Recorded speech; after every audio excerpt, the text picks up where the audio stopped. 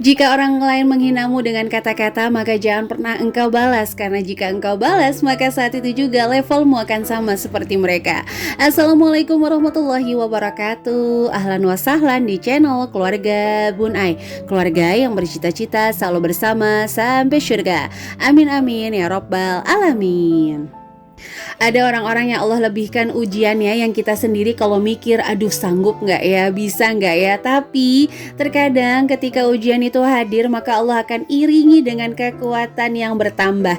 Jadi kadang-kadang kita bisa lebih kuat dari yang kita pikirin, bisa lebih mandiri dari yang kita pikirkan. Iya sama banget. Kalau dulu sebelum nikah kita kan berpikir uang 500.000 cukup apa ya, uang 1 juta cukup apa ya. Nah ternyata setelah menikah banyak pembelajaran terjadi. Kita mampu lebih hebat untuk mengelola uang 1 juta yang tadinya sendiri aja gak cukup, tapi kok bertiga berempat cukup ya. Ada yang sama pernah ngerasain hal tersebut? Boleh langsung tulis di kolom komentar. Nah untuk hari ini Bun Ai mau sharing hal yang lebih menakutkan bagi Bun Ai pribadi dibanding mengelola budget yang pas-pasan.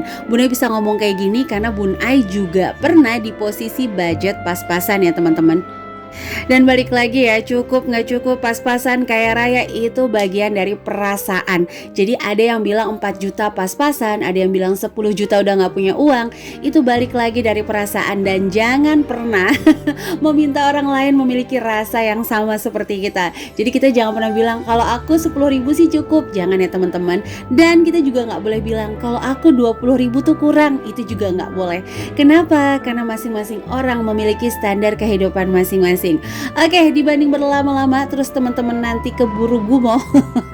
Kita langsung aja masuk ke materi di mana hal yang lebih menakutkan dibanding budget pas-pasan adalah gaya hidup kita di atas kemampuan. Itu yang paling menakutkan. Bun Ai itu selalu takut di mana penghasilan bertambah memiliki gaya hidup yang bertambah. Teman-teman, kalau yang namanya gaya hidup itu beda dengan tujuan hidup. Kalau tujuan hidup itu lebih satu momen, pengen punya rumah bagus misalnya, pengen punya mobil lebih luas, nah itu tujuan. Tapi kalau yang namanya gaya itu long lasting tuh kan, keluar lagi lipstiknya. Bercanda ya teman-teman. Jadi lebih long lasting, terus-terusan gayanya seperti itu.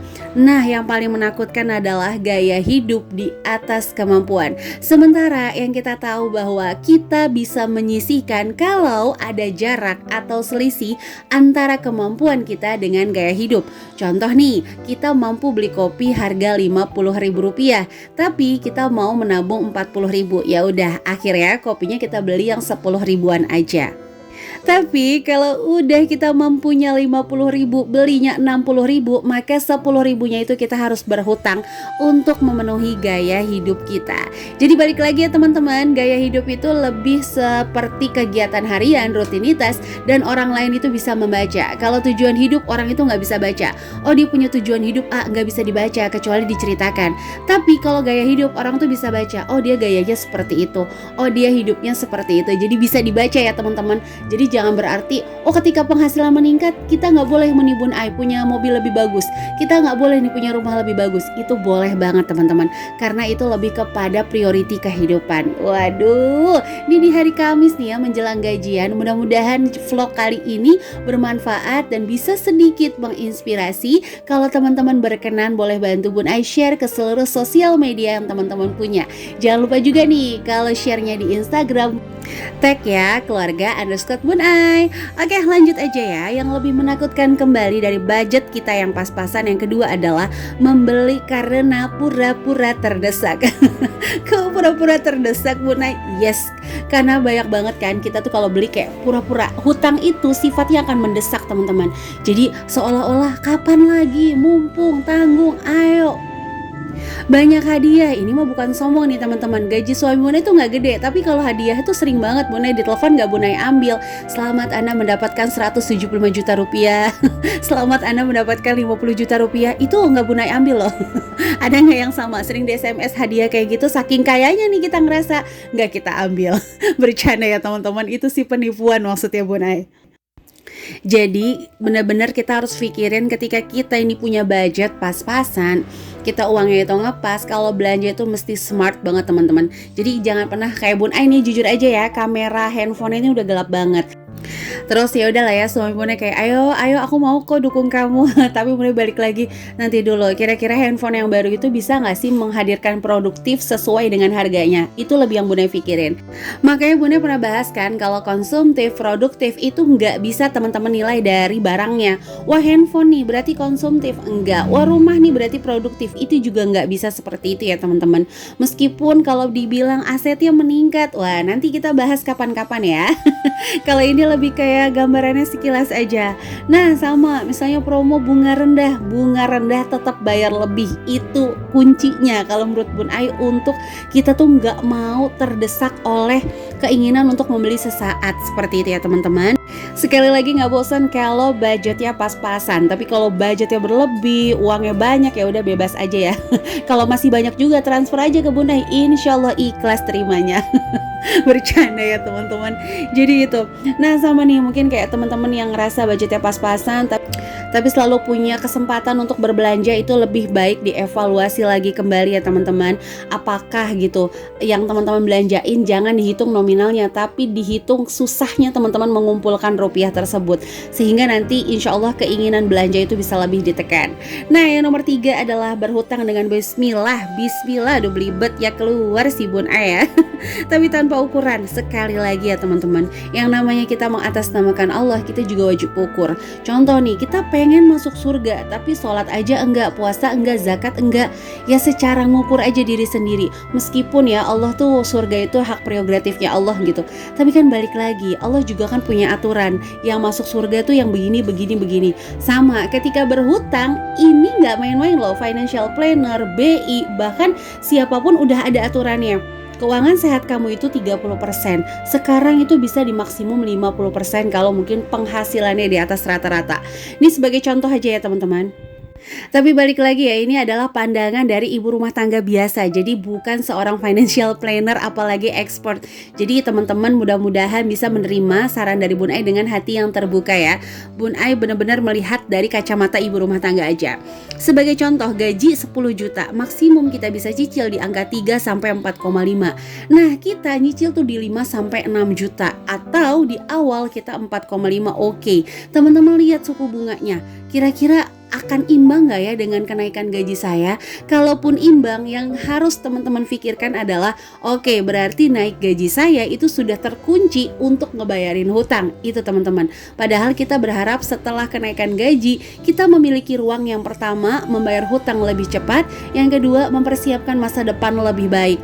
Tapi dengan kita tidak ada ukuran, kita nggak ngerti hitungannya, sehingga kita akan mati-matian untuk total ke satu cicilan, melupakan kebutuhan lain, dan bahkan parahnya akan membuka pintu-pintu hutang lainnya.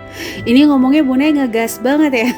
Soalnya seriusan sih, beberapa kejadian tuh banyak yang curhat, apalagi untuk saat ini. Mohon maaf ya, hutang-hutang yang jangka panjang kayak KPR itu lumayan sih parahnya. Jadi nggak ada DP, nggak ada biaya-biaya, semuanya dibebankan ke cicilan. Suku bunganya di awal itu rendah banget, floatingnya tuh tinggi banget. Nah itu yang kadang-kadang aduh, jadi naik cicilannya bisa langsung 3-4 juta. Ujung-ujungnya orang-orang dipaksa untuk take over, orang-orang dipaksa untuk jual rumahnya kembali dengan harga yang mohon maaf, jangankan untung, imbang aja enggak teman-teman. Nah itu yang wajib banget dipikirin sih. Jadi itu ya, kita harus ngukur dulu nih hutang kita kira-kira bakalan imbang gak sih sama kenaikan penghasilan, atau kecuali kita memang udah punya pikiran kita bakal ada penghasilan tambahan. Oke teman-teman, lanjut aja. Yang keempat adalah tidak mau mengelola keuangan. Bukan gak bisa, jadi Bun Ai itu selalu yakin Allah maha baik teman-teman. Jadi nggak ada istilah tuh nggak bisa kalau kita berusaha. Contoh ya, hal yang paling dibenci Bun Ai pribadi adalah nulis dan ngedit. Jadi sampai saat ini nulis, ngedit itu kan sesuatu yang sangat-sangat buat Bun Ai itu di luar dari kemampuan Bun Ai. Tapi ya udah, Bun Ai hadirkan dengan yang semampu Bun Ai. Tapi Allah akan pilihkan kan orang-orang sehebat teman-teman yang mau mampir ke channel Bun Ai. Allah pilihkan orang-orang yang dengan hati mulia, telinga istimewa, mau dengerin channel sederhana ini. Jadi balik lagi, dalam hidup ini kadang-kadang pilihannya aja cuman kayak mau atau nggak mau. Jadi ketika kita nggak mau melakukan pengelolaan keuangan tapi senantiasa melakukan pemborosan. Aku nggak bisa budgeting soalnya nggak suka nulis-nulis. Untuk saat ini Bun Ai juga nggak nulis pengeluaran harian. Tapi Bun Ai udah kayak tahu rambu-rambunya sekian yang harus dikeluarkan karena sebelumnya melakukan budgeting dan evaluasi pastinya. Nah, nabung yuk pakai celengan ini, nggak mau ribet, percuma juga nanti juga bakal ditebok. Kalau ATM nanti ditarik. Jadi selalu ada alasan untuk melakukan pengelolaan keuangan. Tapi untuk pemborosan itu juga mewajarkan. Nah, itu yang paling sangat-sangat ditakutkan dibanding budgetnya yang pas-pasan tadi ya teman-teman. Jadi kalau nggak mau ngelola keuangan, it's okay, nggak apa-apa. Tapi please jangan melakukan pemborosan. Ibu-ibu zaman dulu juga nggak melakukan budgeting. Ibu-ibu zaman dulu juga nggak melakukan menabung challenge lah, atau menabung harian, menabung uang sewarna, enggak. Tapi mereka tidak melakukan pemborosan. Dan ingat ya, zaman dulu pasarnya aja tuh Senin dan Kamis. Kalau sekarang setiap detik pasarnya dibuka lewat marketplace teman-teman. Jadi pastinya amunisi tempur kita harus jauh lebih dahsyat ketimbang ibu-ibu zaman dulu. Semangat banget kan si Bun Ai ya di akhir-akhir bulan. Jadi kalau kamu ngerasa nggak mau ngelola keuangan, ya udah Marimar, kamu jangan boros. Nggak apa-apa, nggak dikelola nggak apa-apa, yang penting jangan boros, itu intinya ya. Oke, di poin terakhir sebelum Bun Ai sapa-sapa ya, Bun Ai tuntaskan dulu untuk materi hari ini, yaitu tidak mau belajar dari kesalahan. Kita aja nih kalau sakit ke dokter ditanya dulu kan ya, Esperanza sakit apa? Oke dok, aku perutnya agak flu nih, kepalaku agak mules gitu ya dok. Bercanda ya teman-teman. Dokter yang tahu tentang sebuah penyakit, yang tahu cara mengobati, itu nanya dulu loh teman-teman sakitnya apa, baru dia bidik sakitnya. Sama kayak kita ngerasa oke, uangnya kurang, susah nabung, selalu boros, sementara kita nggak pernah tahu nih kita borosnya di mana, uang kurang karena apa. Gimana kita mau membidik gitu loh untuk keuangan kita kalau kita sendiri aja nggak mau evaluasi. Contohnya aja simple, oke aku boros karena aku masih tinggal bersama orang tua. Nah nanti kan akan ketemu nih solusinya. Oke, solusinya misalnya jangan terlalu banyak stok barang. Terus kalau belanja usahain harian, bisa seperti itu ya teman-teman. Jadi kita harus tahu dulu nih kita borosnya di mana. Oke, aku nggak bisa nabung karena anak aku selalu jajan meskipun aku udah masak. Nah dibidik di situ, diobati di situ, gitu teman-teman. Gitu ya teman-teman. Jadi jangan sampai kita aja sendiri nggak paham borosnya di mana. Itu pentingnya kita misah-misahin anggaran. Jadi kita udah tahu nih, oke aku over budget karena susu anak aku tinggi, ya udah nggak ada masalah, memang itu kebutuhan anak. Oke, aku ternyata over budget karena jajan terus, nah itu yang harus direm. Nah makanya Bunda bilang wajib banget nyatet, apalagi teman-teman mohon maaf yang memiliki sifat kayak Bun Ai pelupa. Ada yang sama boleh tulis di kolom komentar. Oke deh, di akhir video Bunda mau sapa-sapa dulu ya. Cerita Ashabul Kahfi di dalam gua, halo Cimahi dan juga Papua. Nabung uang di bawah kasur, halo Palembang dan juga Cibubur. Bu RT membawa nampan, halo Ternate dan juga Medan. Ketan hitam rasanya manis, halo Batam dan juga Cimanggis. Cimanggis nih dekatan sama mamanya Bun Ai di Cisalak ya. Semuanya mudah-mudahan selalu sehat dan diberikan kelimpahan rezeki oleh Allah Subhanahu wa taala, dilancarkan urusannya. Dan teman-teman yang senantiasa mendukung channel keluarga Bun Ai, selalu like, komen positif. Mohon maaf banget masih belum bisa ngerespon sering karena handphonenya tuh rada-rada lemot gitu ya teman-teman. Tapi untuk komentarnya selalu Bun Ai baca. Kadang-kadang mau balas tuh nggak bisa keklik. Nggak apa-apa ya. Pokoknya Bun Ai tuh selalu ngeliat kok siapa aja yang komentar, siapa aja yang ngedukung, baik yang nggak komen maupun komen.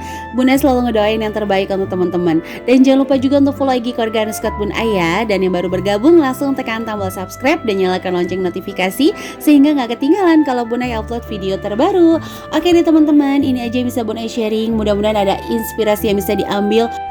Mohon maaf kalau banyak kata-kata yang salah ya, kurang tersusun. Waduh, ini udah kayak panitia acara sih Bun Ai. Mohon maaf banget pokoknya ya. Sekali lagi, karena ini adalah channel ibu rumah tangga biasa, bukan seorang pakar. Sampai jumpa ya di video-video Bun Ai selanjutnya. Jangan bosen, kurang lebihnya mohon maaf. Wassalamualaikum warahmatullahi wabarakatuh.